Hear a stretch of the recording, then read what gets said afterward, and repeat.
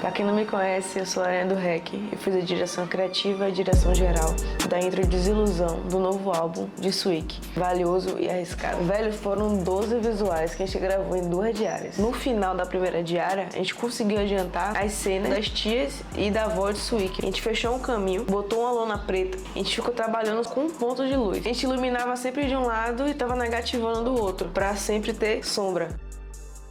Quando era de cima, a gente negativava embaixo. Então, tipo assim, sempre ia nesse jogo, né? Porque, como eu falei, foram 12 visuais que a gente gravou em 2 dias. Então, a gente queria manter a qualidade do trampo, só que a gente não podia ficar montando muito setup de iluminação. Todos os visualizers tinham que ter alguma luz em comum, pra gente poder conseguir fazer 12 visualizers em 2 dias. Então a gente usou muito de uma luz só, de ir negativando, iluminando e brincando com essa profundidade. Após isso, na segunda diária, eu comecei já gravando as reações de Suic no fundo texturizado que a gente tinha lá amarelo. Eu abaixei o shutter da câmera para poder fazer aquele efeito, botei o strobo na luz para poder estar piscando e fui fazendo ali as reações dele. Aí o máximo que a gente colocou ali foi um pano preto embaixo, de novo, para poder negativar, a gente tem uma sombra maior ali vindo de baixo. Pra cena chorando, eu levei um colírio, aí quando eu botava o REC pra gravar, ele apertava e a lágrima caía. A gente gravou 2 cenas dele chorando, que é uma ele olhando pra cima e a lágrima escorrendo,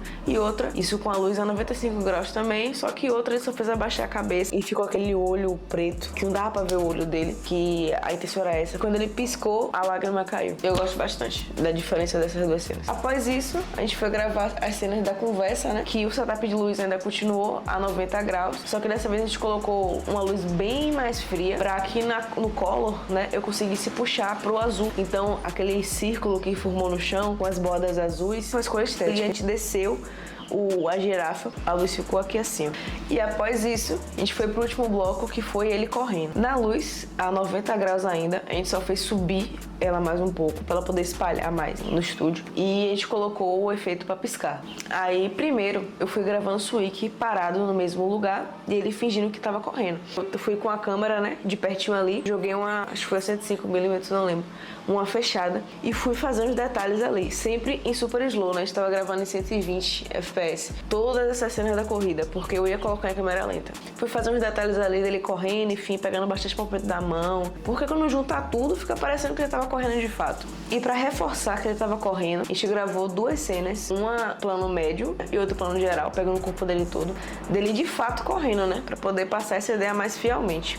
O Suic vinha correndo até o meio da cena, quando chegar no meio da cena ele corria um passo largo, né, porque quando a luz ligava, aí dava parecendo que ele tava correndo mesmo. Agora, sobre a narrativa. Quando o áudio chegou pra mim, eu achei o áudio uma coisa tão íntima, que eu fiquei castelando assim, eu fiquei, velho, isso aqui é um desabafo, mas tá parecendo mais com um monólogo do que com uma conversa com um amigo, do que com alguém. E por isso eu tive a ideia de fazer Suic falando com ele mesmo. Só que a versão dele criança, que o passado, né? Tipo, ele conversando com a outra parte dele que tem o mesmo sonho que ele. Ele tá comentando sobre o sonho, o que ele tá vivendo no presente, daquilo que os dois querem. Sobre a estrutura, eu separei esse filme em 3 blocos, né? Primeiro a intro, depois o monólogo, depois a corrida. A intro foram as tias e a avó de Suic encarando a câmera ali logo de cara, né? Quando o filme começa, e depois intercalava com cenas rápidas assim aparecendo das reações e das emoções de Suic, de raiva, tristeza, agonia. Tudo isso é uma preparação visual da narrativa, né? Para poder preparar o público do que aquele filme tá trazendo, o que ele vai trazer, o que eu vou esperar desse filme. Sobre o monólogo, né? Que é o segundo tópico. Suic sempre falava num tom de desabafo. E a criança sempre escutando ali como algo distante, ele não se inteira na conversa, ele só tá ali ouvindo. Sobre o terceiro bloco, que foi a corrida.